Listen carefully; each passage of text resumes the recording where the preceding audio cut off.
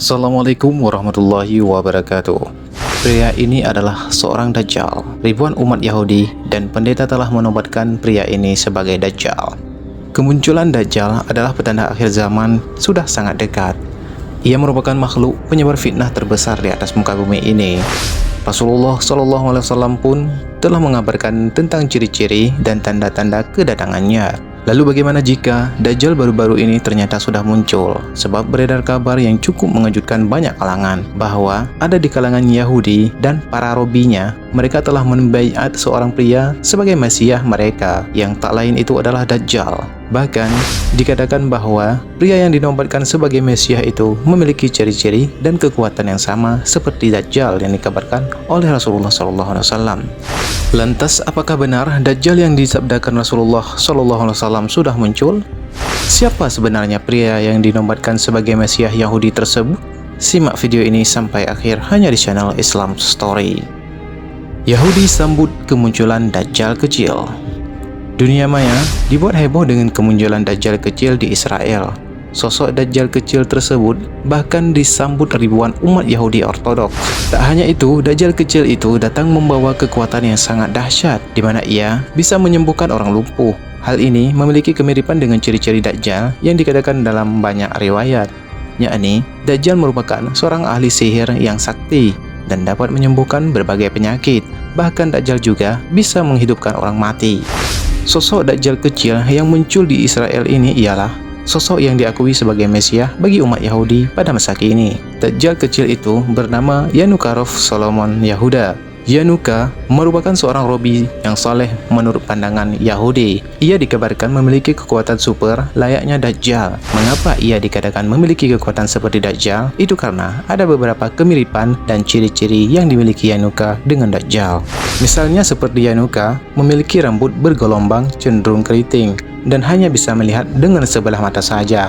Sedangkan sebelah mata lainnya tak mampu melihat karena cacat atau buta.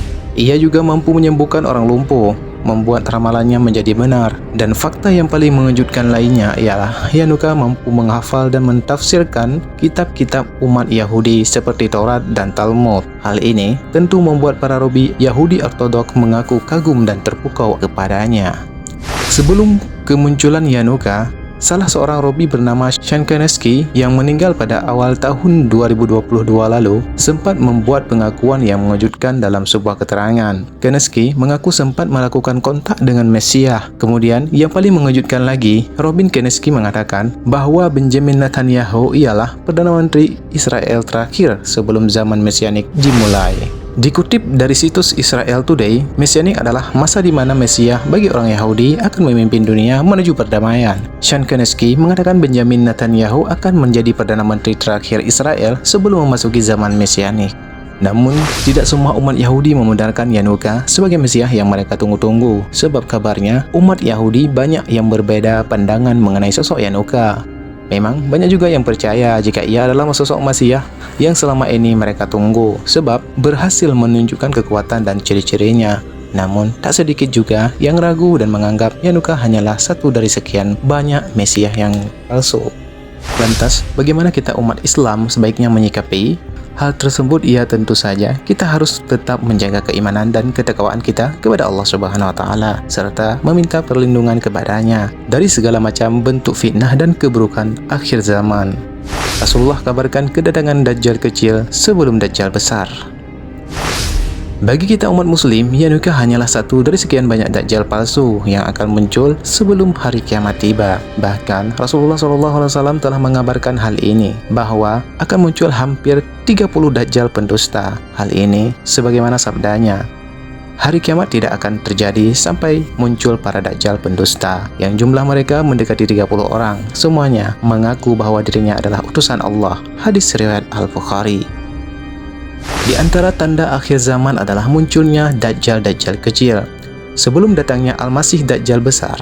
Dajjal-Dajjal kecil itu adalah para pendusta yang banyak membuat kedustaan dalam agama. Rasulullah SAW bersabda, akan datang di akhir zaman Dajjal-Dajjal pendusta.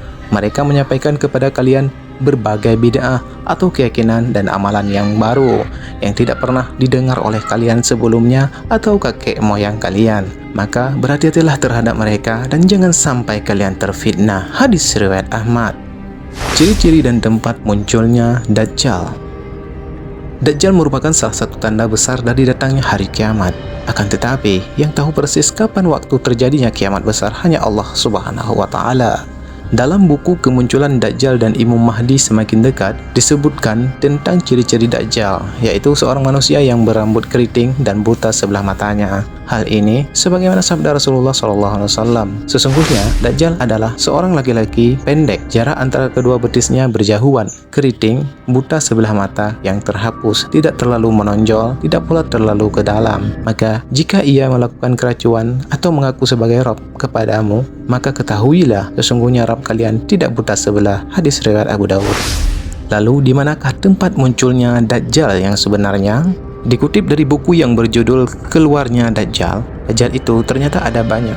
Akan tetapi Dajjal terbesar akan muncul dari persembunyiannya. Pada akhir zaman, Dajjal keluar setelah mendengar kaum muslimin berhasil menaklukkan sebuah kota kerajaan Romawi yang bernama Konstantinopel. Dia akan keluar dari daerah Khorasan, yaitu suatu kota yang berada di tanah Persia, atau sekarang lebih dikenal dengan negara Iran yang beribu kota di Teheran dan berada di daerah Masyriq atau Asia. Hal ini sebagaimana disabdakan Rasulullah SAW, Dajjal akan keluar dari sebelah timur yang disebut Khurasan.